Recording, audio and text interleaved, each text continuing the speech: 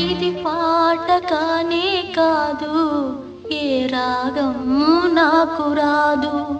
ఇది పాట కానే కాదు, ఏ రాగం నాకు రాదు.